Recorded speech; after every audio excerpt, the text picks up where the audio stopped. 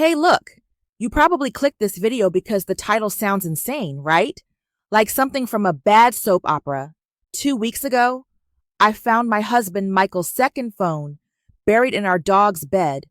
When I unlocked it, the messages weren't from some random person. They were from my sister Claire, and they weren't just having an affair. They were planning to steal my business. Most people would scream, throw things, and confront them immediately, but I didn't. I went quiet. I let the rage turn cold, and I planned something they'd never see coming. If you want to know how I went from completely shattered to executing the most public, devastating revenge that destroyed both their reputations, stick around. This is about reclaiming my life. It was a Tuesday afternoon around 3:30. Michael was supposed to be at a client meeting. Claire was supposed to be at her pottery class.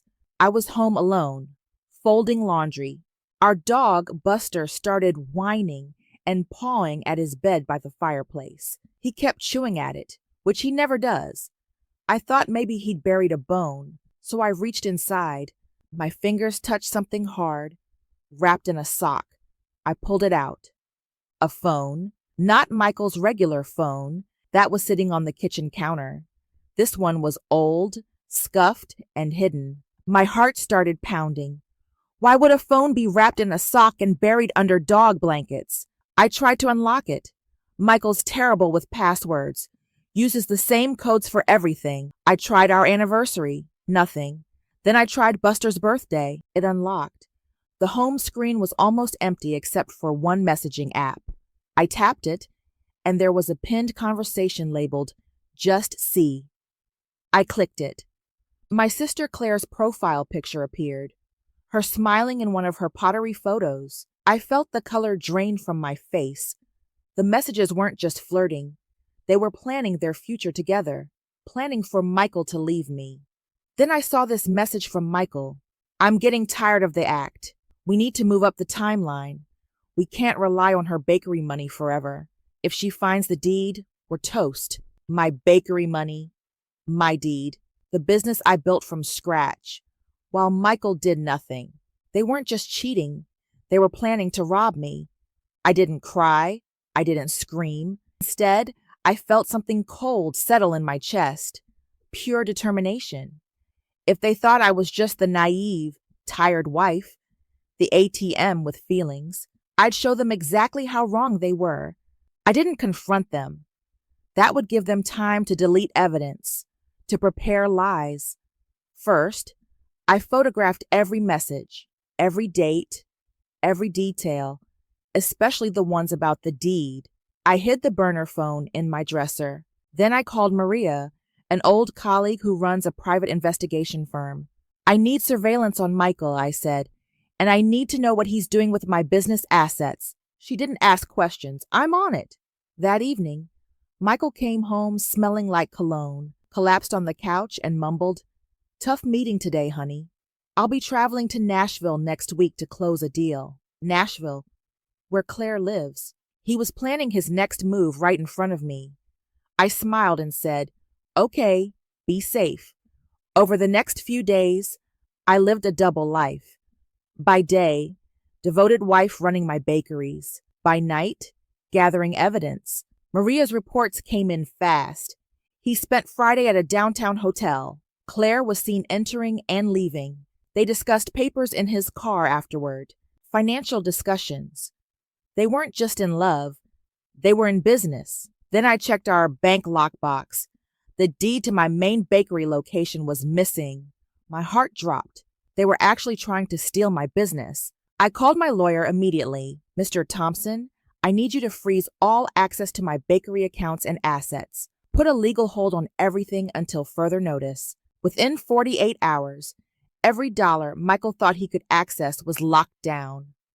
Meanwhile, Claire kept texting me, playing the caring sister. "Hey sis, Michael travels so much you must be exhausted. Come visit Nashville soon. Girls' weekend." I wanted to throw my phone. Instead, I replied, "That sounds lovely. Maybe soon." I was lulling them into false security. Then Maria sent me an audio recording. She'd bugged Michael's car. I put on headphones and pressed play. Michael's voice. I secured the deed copy. We just need Juliet to sign the partnership documents, then we cash out. Then Claire's voice, sweet and venomous. I knew you could do it, babe. That woman won't know what hit her. She thinks running a bakery is hard. Try running an affair behind her back. She laughed. That woman, not Juliet. Not your wife, just that woman. Pure contempt. I took off the headphones and stared at the wall. This wasn't just about divorce anymore. This was about making sure everyone knew exactly who they were. The following week, Michael left for his Nashville trip. He kissed me goodbye, told me to rest, and left, looking relieved. Perfect. I immediately texted Claire, "Hey, Michael left his briefcase here. He needs it urgently. Can you swing by tomorrow around 4 to grab it?" "I can't leave the bakery." She replied instantly, "Sure, sis, anything for you." That night, I set the stage. I hid a digital recorder inside the living room centerpiece, a ceramic bowl on the coffee table. The microphone was pointed right at the couch. Then I called my two best friends, Sarah and Lisa, plus Claire's friend Brenda. "Hey, I'm having an impromptu wine night tomorrow at 4:30. I have big bakery news to share. Can you come?" They all agreed immediately. Then I printed out copies of the text messages, the hotel photos Maria sent, and transcripts of that audio recording, 3 neat stacks. The next day, I dressed in a simple black dress, calm, controlled.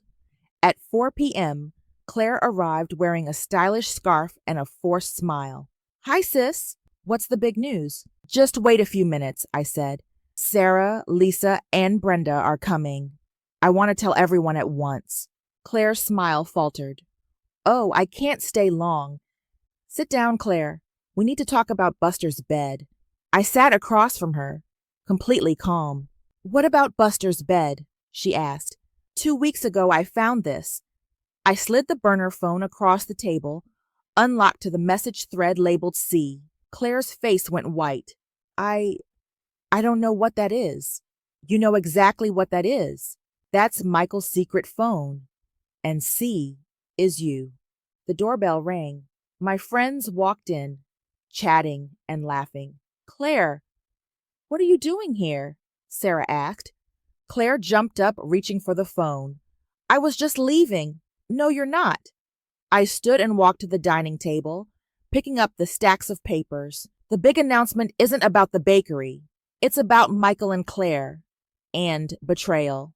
I handed each woman a stack of printed evidence. "Read this." Silence fell as they read. You could hear a pin drop. Claire stood frozen, tears forming. But they were tears of anger, not sadness. "This is illegal. You can't show them this." "Illegal? Like stealing my business is illegal? Like sleeping with your sister's husband is illegal?" Brenda looked up from the papers, horrified.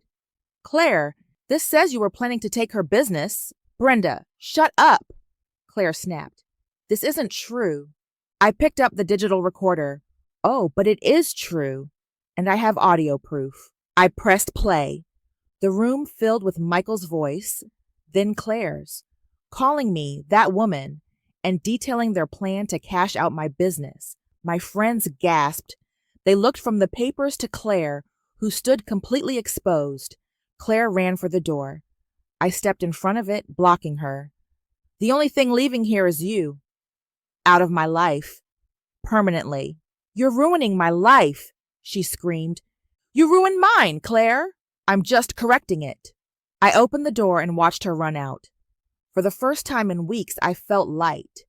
The next few hours were chaos. Michael was halfway to Nashville when my lawyer served him divorce papers and froze all his assets, citing conspiracy to commit fraud. The evidence was overwhelming. He called me, voice trembling. "Juliet, please answer. We need to talk." I declined the call. The social consequences were immediate. Brenda, horrified by what she'd heard, posted the audio transcript on social media.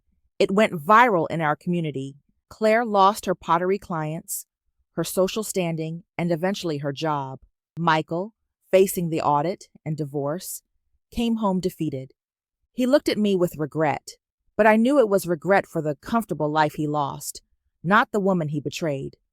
I looked at him and said, "You chose this path, Michael. It's over." We finalized the divorce quickly. The evidence was so clear that Michael settled for almost nothing. I kept the bakery chain, the house, and most importantly, my freedom. Months later, Claire sent me a long, tearful email apologizing. She said she realized she traded real family love for an illusion. I deleted it without reading past the first line. Look, when you clicked on a video titled, "I found my husband's second phone in our dog's bed," you expected tears and screaming. What you got was a calculated strategy to expose a double betrayal and reclaim an entire life. The moment they called me that woman, they sealed their fate. They thought they were dealing with a weak, compliant wife. They lost everything to a woman who finally woke up. I had to become the villain in their story to be the hero in mine. And I found that strength when I stopped trying to buy affection and started investing in my own dignity.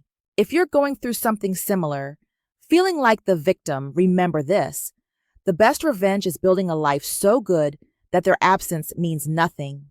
If you want to hear more stories like this, hit subscribe. Drop a comment telling me what shocked you most: the dog bed, the sister, or the financial conspiracy. I'll see you next time on Ani Sage.